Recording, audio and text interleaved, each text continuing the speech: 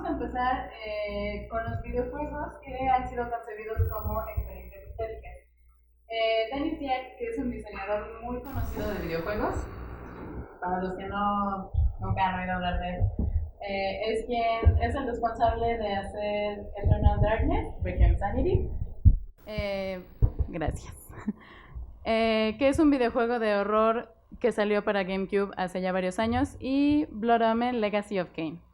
Este diseñador dice que los videojuegos señalan un profundo cambio en la conciencia cultural, porque son una síntesis de texto, imagen, sonido, video y participación activa por parte de la audiencia, resultando en una experiencia única por parte del jugador.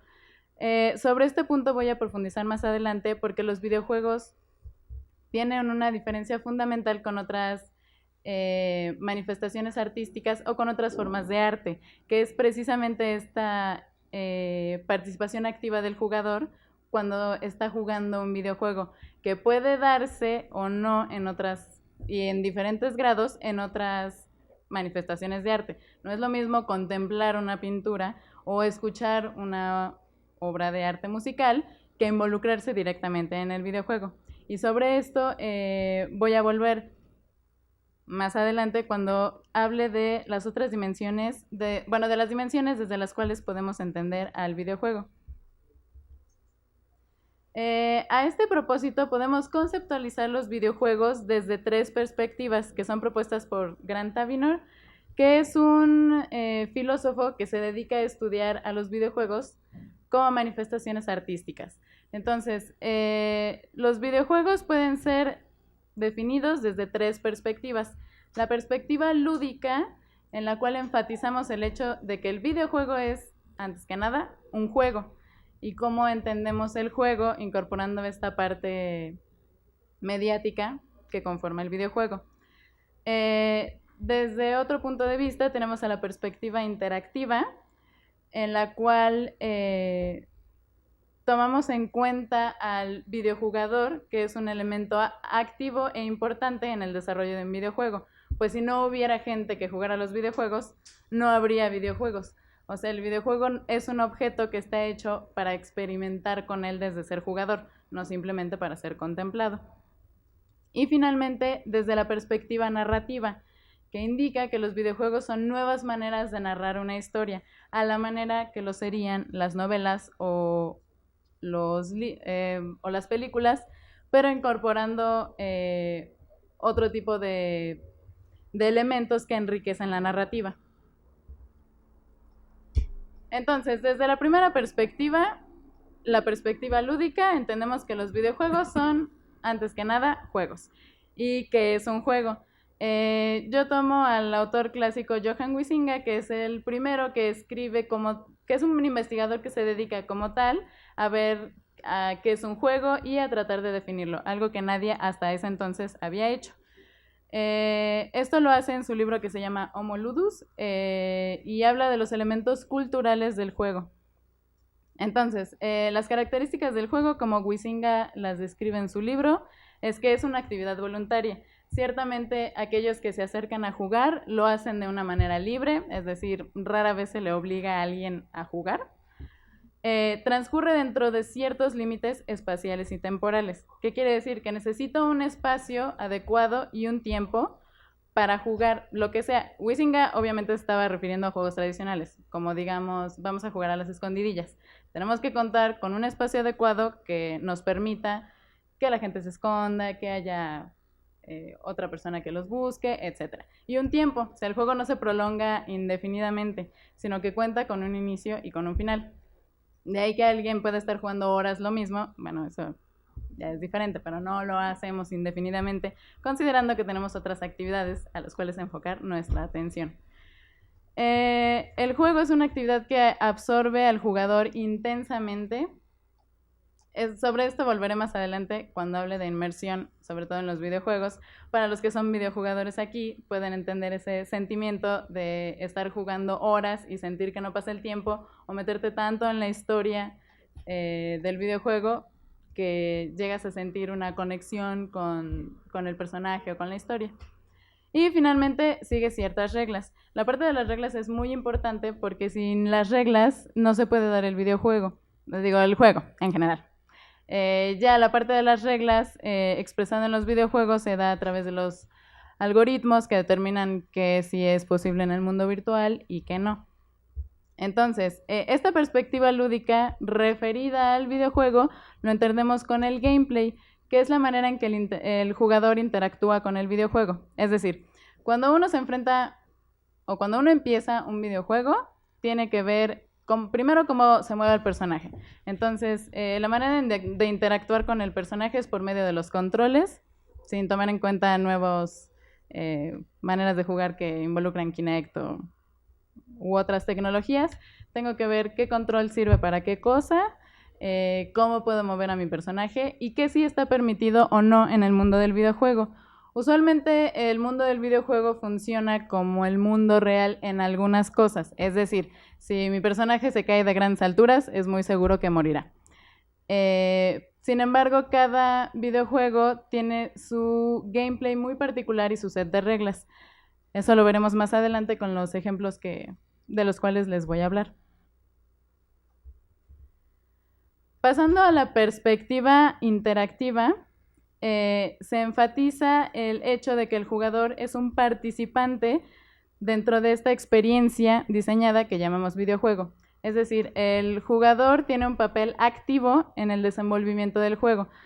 Digamos que el jugador se ve como condición de posibilidad del videojuego, porque si no hubiera jugadores, no habría videojuegos, como lo dije anteriormente. Se necesita de alguien que viva esta historia, que empiece a jugar, que se involucre con el mundo del videojuego, etc. Esto nos lleva al concepto del avatar. El avatar es el personaje que controla el videojugador en el mundo virtual del juego. El avatar es una proyección, digamos, de la conciencia del jugador, pues a través del avatar puedo yo acceder a este mundo virtual que voy a explorar, que muchas veces puedo modificar, del cual voy a extraer información que me va a servir para saber por dónde va la historia, cuáles son los retos que tengo que sortear, si me enfrento con un acertijo determinado, cómo lo voy a lograr. Los videojuegos muchas veces dan pistas en el mismo mundo virtual de cómo resolver los acertijos. Es cuestión de que el videojugador ponga atención en estas pistas. Gracias a este concepto del avatar, que es la proyección del videojugador en el mundo virtual, pasamos al concepto de inmersión, del que Huizinga ya nos había hablado. Este concepto de inmersión se refiere a sentirse como transportado hacia otra realidad, como lo definirían algunos autores, y es el hecho de estar realizando una actividad que nos absorbe intensamente y que atrapa toda nuestra atención. Eso es el concepto de inmersión que se maneja muy particularmente en el caso de los videojuegos. Evidentemente podemos sentirnos inmersos en otras actividades, como al leer un buen libro o al ver una buena película. Sin embargo, este nivel de participación del videojugador es lo que cambia la inmersión que podemos sentir viendo una película o leyendo un libro que jugando. La posición cognitiva es diferente porque en el primer caso estamos siguiendo una secuencia de eventos. Somos espectadores que ven cómo se desarrolla un relato. Mientras que en el videojuego, aunque la historia ya está dada por los diseñadores y no podemos salirnos de lo que plantea el videojuego, es cierto que somos nosotros quien, utilizando el término heideggeriano, vamos desocultando ese relato que para nosotros es desconocido. Vamos realizando ciertas acciones que nos permiten ir descubriendo la trama de esta historia y nosotros nos asumimos como verdaderos protagonistas de la historia. Pues a pesar de que esta es una historia ya escrita, son nuestras acciones las que desencadenan todos los eventos que van a suceder en el videojuego. Y ahora vamos a la perspectiva narrativa, que es una de las perspectivas que nos ocupa esta tarde. Definida muy generalmente, la narrativa es la representación de ciertos eventos que contribuyen al desenvolvimiento de una trama que tiene un inicio, un desarrollo y un final. A lo largo de bueno, elementos que contribuyen al desarrollo de esta narrativa son los personajes que se encuentran en el relato, en qué lugar y tiempo se desarrolla, etc. Las narrativas han sido siempre parte fundamental de los videojuegos. Aquí pongo dos ejemplos muy tempranos. Uno es The Legend of Zelda. Este es el que salió para el NES en 1986. Y Final Fantasy, que salió igual para el NES en el 87. Ambos son los primeros títulos de una saga que ha tenido, que ha sido muy prolífica. Siguen sacando Legend of Zelda, que de alguna manera o perpetúan la línea original de narrativa, o difieren, o añaden nuevos elementos, etc. Y qué decir de los Final Fantasy, que tienen un mundo muy complejo, con distintos personajes, con historias que manejan distintos temas, que añaden una cosmovisión muy particular, etc. Esto es para ver que narrativa y videojuegos siempre ha ido de la mano. Quizá no en todos los videojuegos, porque podríamos preguntarnos si es que podemos hablar de una narrativa en Pong, por ejemplo, que fue el primer videojuego que salió para el público masivo, o si puede haber algún tipo de narrativa en los juegos de deportes. Pareciera que no, pero podría ser. Sin embargo, en estos ejemplos que menciono, la narrativa es explícitamente el desarrollo de una historia en la cual el videojugador es el personaje principal. James Paul Gee, que es otro teórico que se dedica a estudiar los videojuegos desde el punto de vista artístico y desde el punto de vista educativo, añade otros 4 elementos para entender cómo se dan las narrativas en los videojuegos. Entonces, él primero habla de la historia que ya está diseñada por los creadores del videojuego, es decir, aquellos que lo diseñan y lo programan. Esa historia ya está dada. Lo que ellos hacen es brindar al videojugador un abanico de opciones entre las cuales él va a elegir. Entonces, eso nos remite al segundo punto, que son las elecciones que va a tomar el jugador para desarrollar esa historia. Es decir, la historia ya está dada, pero en cierto tipo de videojuegos, las elecciones que tome el jugador serán muy importantes para determinar si el juego se va por una vertiente o si por otro lado suceden otras cosas con el videojuego. En ese sentido, es el videojugador el que pone en marcha estas acciones que dictarán cómo se desarrolla la historia. Por otro lado, tenemos las acciones del jugador en el mundo virtual del videojuego, que propiamente se refiere a cómo resolvemos los acertijos a los cuales nos enfrenta el videojuego, que pueden ser desde acertijos espaciales. Si alguien ha jugado Portal, se dará cuenta que es un videojuego muy complejo en el cual uno tiene de verdad que poner toda la atención para poder resolver los acertijos espaciales. Y eso se refiere a esas acciones que el jugador concretamente realiza para sortear los obstáculos que le propone el juego. Y finalmente, la interpretación de contenidos. Cuando el videojugador se enfrenta a esta experiencia, él, especialmente en videojuegos con narrativas muy ricas, puede tener una cierta reflexión de lo que le presentó el mundo del videojuego. ¿Qué me hizo sentir? ¿A qué situaciones me enfrentó? ¿Qué puedo sacar de ello? ¿Qué repercusiones tiene en mi vida? Etcétera. Y hay una particularidad muy importante que separa los videojuegos de los juegos, que es, como lo define Jesper Juhl, la transmedialidad. Los videojuegos son juegos que se componen de gráficas, de música, de narrativas sofisticadas, de secuencias de video, de diseño de personajes y de diálogos que enriquecen esta experiencia. Porque uno podría decir, bueno, ¿cuál sería la diferencia entre un juego tradicional y un videojuego? Es toda esta conjunción de elementos que precisamente enriquecen la experiencia lúdica y hacen que la podamos comprender como una experiencia estética. Esto lo podemos entender a la par de la hipermedia o los hipermedios, que son nuevas experiencias mediáticas que surgen del conjunto de las tecnologías de computadora y televisión, que conjuntan imágenes en movimiento con sonidos, con texto, animaciones y videos.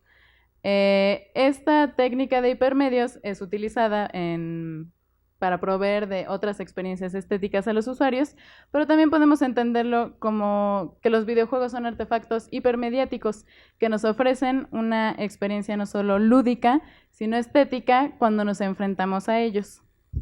Y para eso voy a hablar de dos ejemplos que han sido elogiados tanto por la belleza de las imágenes, porque de verdad transmiten paisajes muy bellos, en el caso de Journey, y la complejidad de la narrativa, en el caso de Braid. Journey es un juego que salió el año pasado, es un juego, digamos, de aventura, en el cual el personaje principal es esa figurilla que se ve, que tiene una túnica roja, que va recorriendo un paisaje desértico hasta llegar al destino final, que es esa montaña que se ve a lo lejos. Por otro lado, en Braid tenemos una historia muy típica. Braid salió en 2008. En Braid, el protagonista Tim está buscando a su princesa, que fue raptada por el malo. Braid se concibe como un homenaje a los juegos de plataforma, como Mario, y hay varias referencias en Braid a este juego. Los enemigos, incluso ahorita voy a pasar unas imágenes en video, cuando vean las florecitas que salían en Mario, que se ven en Braid. Braid además añade un nuevo elemento, que es el hecho de que se juega con el tiempo. Y aquí es algo que el jugador tiene que tomar en cuenta para resolver los distintos acertijos que le plantea el juego. Entonces, no sé si puedo mostrar rápidamente imágenes de los juegos. Adelante. Algo muy, muy rápido.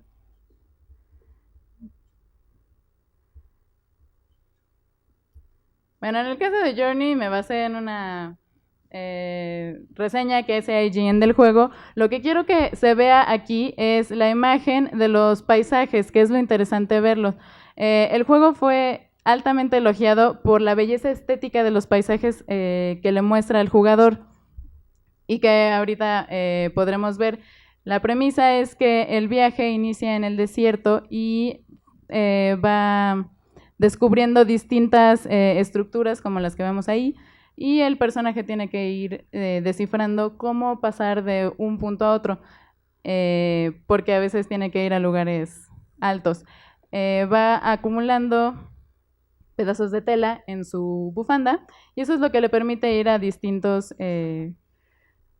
lugares del escenario, que para finalmente llegar a la montaña, que es el destino final del jugador.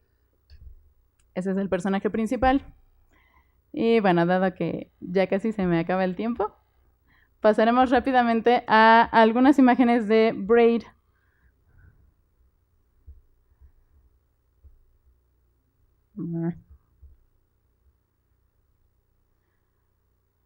Ese es el mundo de Braid, que si ven es visualmente muy diferente al de Journey, ya que se ve los escenarios como si fueran pinturas hechas al óleo. Y ahí está el personaje que tiene que ir explorando el mundo. El objetivo del juego es descubrir las piezas del rompecabezas que le irán diciendo a Tim, el protagonista, qué fue lo que le pasó con su princesa. La innovación del videojuego es que se juega con el tiempo y con una sombra del personaje. Tienes que combinar este juego de retroceso en el tiempo y al mismo tiempo la proyección de la sombra de tu personaje, como se ve ahí. Ahí vamos a ver esos cambios en el tiempo y cómo se mueven los enemigos para ir sorteando todos los obstáculos a los que se enfrenta el jugador.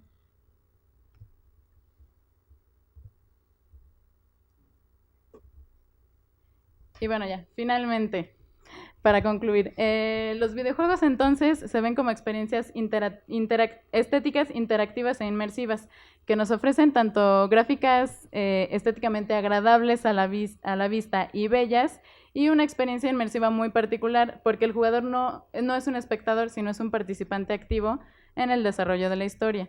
Y finalmente los dejo con una cita que nos dice que los nuevos medios no solo perpetúan ideas, sino crean realidades. Eso lanza la pregunta para los diseñadores de videojuegos acerca de qué nuevas experiencias nos van a ofrecer, sobre todo a la luz del lanzamiento de las nuevas consolas o el hecho de que ahora los videojugadores también se convierten en creadores de videojuegos al diseñar sus propias experiencias. Muchas gracias.